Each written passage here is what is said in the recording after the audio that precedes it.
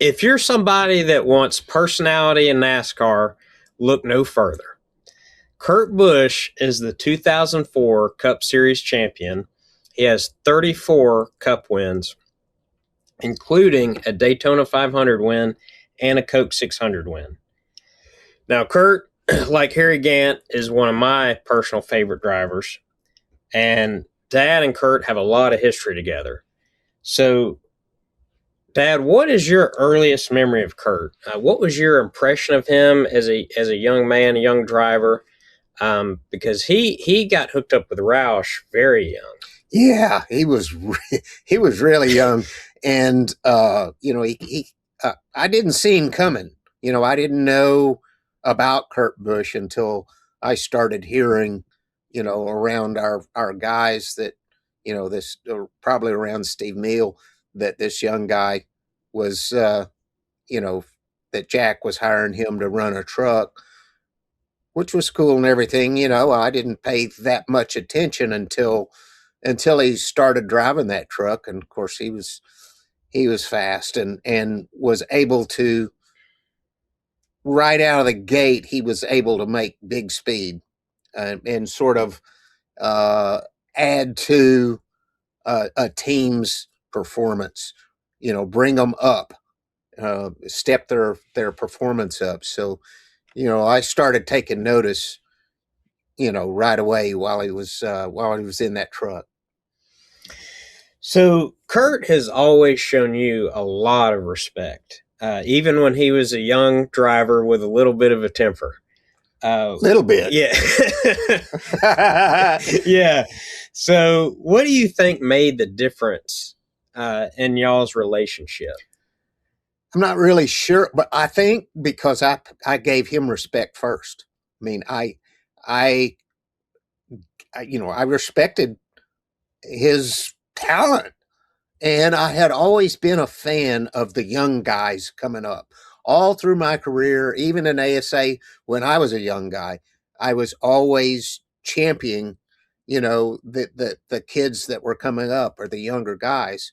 So Kurt had blinding speed, and once he stepped into that Cup car, I mean, it was unreal. It was absolutely shocking how freaking fast he could go.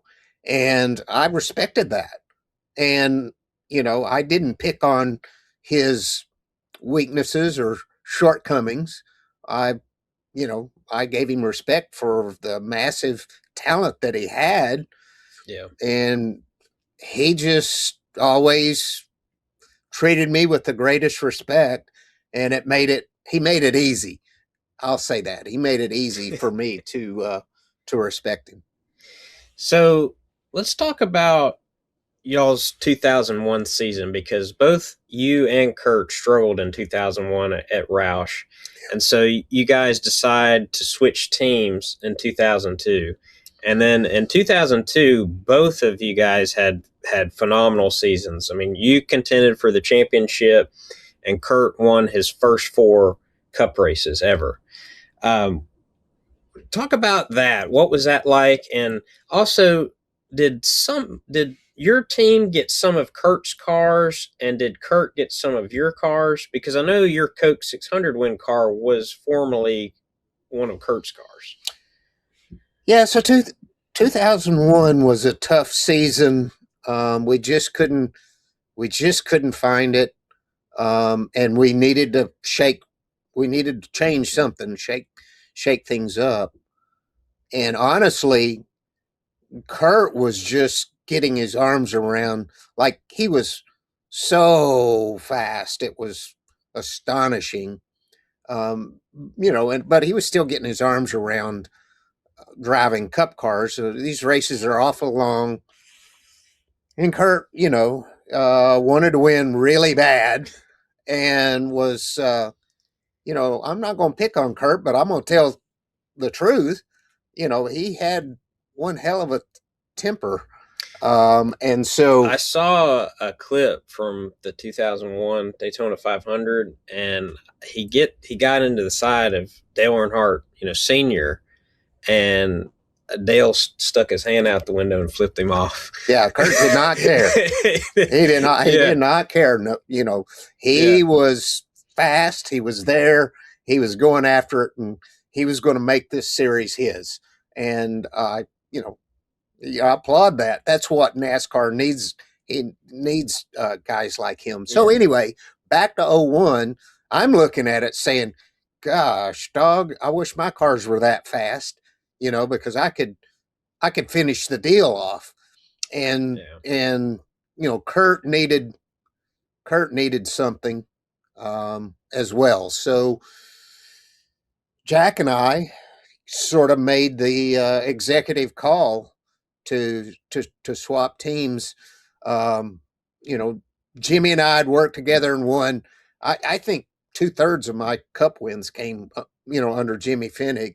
It's a huge amount, at least half. And, ASA championship, we went way back, all the way back to 1985.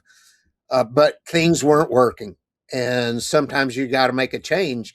It wasn't because Jimmy and I weren't getting along. It's because Jimmy and I weren't getting it done at this time. So it would be a great swap to put a veteran like Jimmy with Kurt, because Kurt was with Ben Leslie, who was pretty much a rookie crew chief, Cup crew chief himself.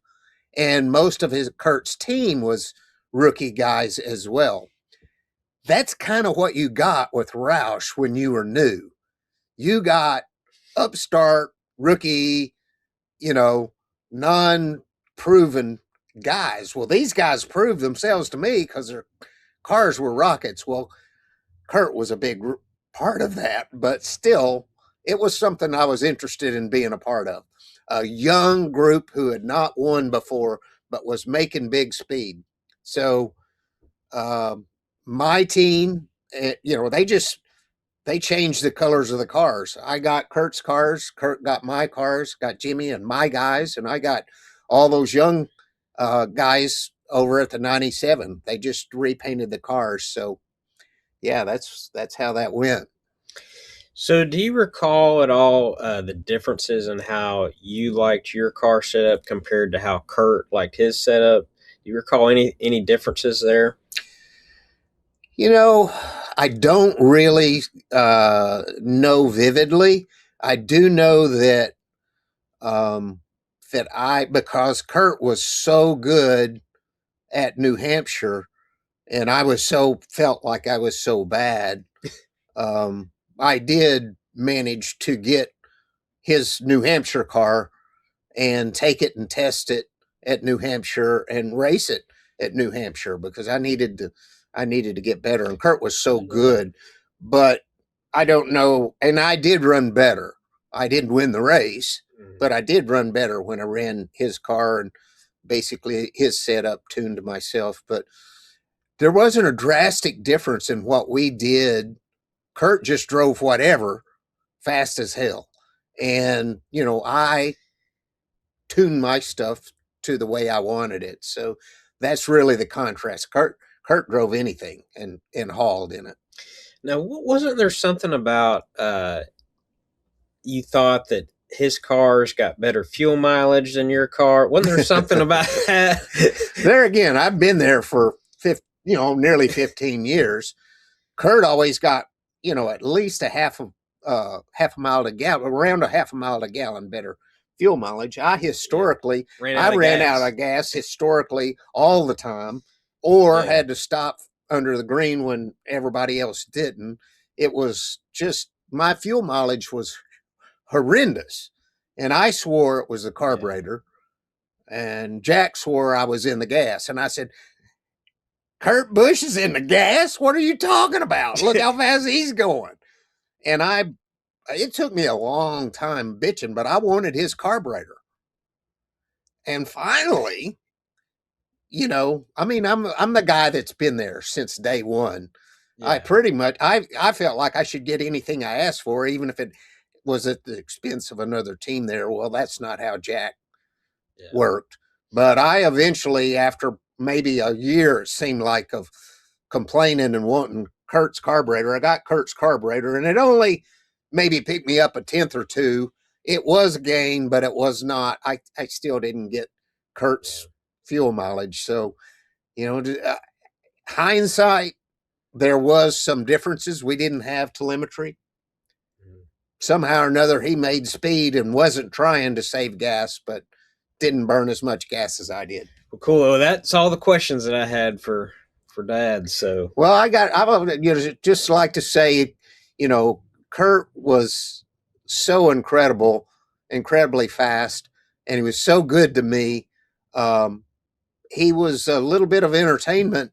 I didn't pay close attention to his antics because I was hyper focused on my stuff. But of course, I was around his guys and team guys some, and I've heard them talk about episode of beating the dash with the steering wheel and beating up the inside of the lounge in the trailer and that kind of thing.